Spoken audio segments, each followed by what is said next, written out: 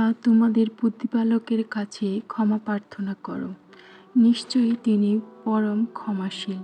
তিনি তোমাদের ওপর আকাশ থেকে প্রচুর বৃষ্টি বর্ষণ করবেন, সম্পদ ও সন্তান দ্বারা তোমাদের সাহায্য করবেন এবং তোমাদের জন্য বাগান ও নদী প্রবাহিত করবেন। সূরা নূহ আয়াত 10-12। ভাবুন তো, একটি মাত্র শব্দ আস্তাগফিরুল্লাহ, এই একটি আমল জীবনে একজন ভেঙে পড়ার মানুষের জীবন, রিজিক, হৃদয় আর ভাগ্য বদলে দিতে পারে। আজকের গল্পটি শেষ পর্যন্ত শুনুন, হয়তো এই গল্প আপনার জীবনও বদলে দিতে পারে। মেঘলা বিকেল, আকাশে রিমঝিম বৃষ্টি। রাস্তার পাশে মাথা নিচু করে বসে আছে এক যুবক, নাম তার রায়হান।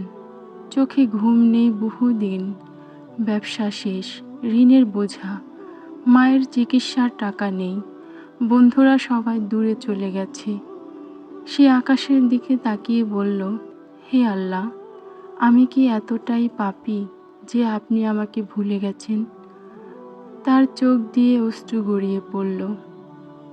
ঠিক তখনই একজন বৃদ্ধ আলেম ধীরে ধীরে তার পাশে এসে বসলেন, মুখে নূরের হাসি। তিনি বললেন, বাবা, সমস্যা বড় নয়, আমরা আল্লাহর দিকে ফিরতে দেরি করি। রায়হান চুপ। বৃদ্ধ আবার বললেন, তুমি কি প্রতিদিন আস্তাগফিরুল্লাহ পড়ো? রায়হান মাথা নাড়ল, না।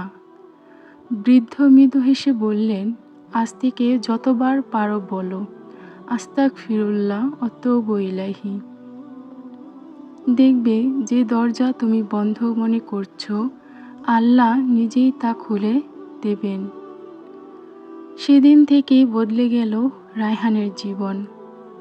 হাঁটতে হাঁটতে, কাজ করতে করতে, ঘুমানোর আগে, ফজরের পরে সে শুধু পড়তে লাগলো, আস্তাগফিরুল্লাহ, আস্তাগফিরুল্লাহ, আস্তাগফিরুল্লাহ। প্রথম দিন কিছুই হলো না, এক সপ্তাহ হলো, তবুও কিছু হলো না। কিন্তু সে থামল না, কারণ এবার সে ফলের জন্য নয়, আল্লাহর ক্ষমার জন্য ইস্তেগফার করছিল। কয়েক সপ্তাহ পর হঠাৎ এক পুরনো অপরিচিত মানুষ তাকে ফোন দিল। একটি কাজের সুযোগ, তারপর আরেকটি। ধীরে ধীরে ঋণ কমতে লাগলো, মায়ের চিকিৎসাও শুরু হলো। কিন্তু সবচেয়ে বড় পরিবর্তন ছিল তার হৃদয়ের। যে বুক সবসময় অস্থির থাকতো, সেখানে নেমে এলো অদ্ভুত প্রশান্তি। সে বুঝল, আল্লাহ শুধু তার রিজিক বাড়াননি, তার ঈমানও ফিরিয়ে দিয়েছেন।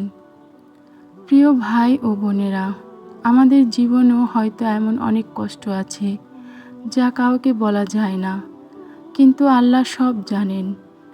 আজ থেকে বেশি বেশি বলুন, আস্তাগফিরুল্লাহ ওয়া আতুবু ইলাইহি।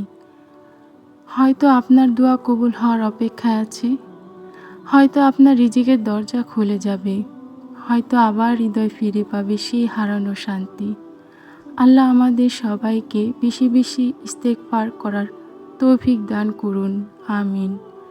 যদি এই গল্পটি আপনার হৃদয় ছুঁয়ে যায়, তাহলে ভিডিওটি লাইক করুন, কমেন্টে লিখুন আস্তাগফিরুল্লাহ, এবং এমন আরও ইসলামিক গল্প পেতে চ্যানেলটি সাবস্ক্রাইব করুন। পাশে থাকা বেল আইকনটি অন করে রাখুন। সবাইকে অসংখ্য ধন্যবাদ। আসসালামু আলাইকুম। আল্লাহ হাফিজ।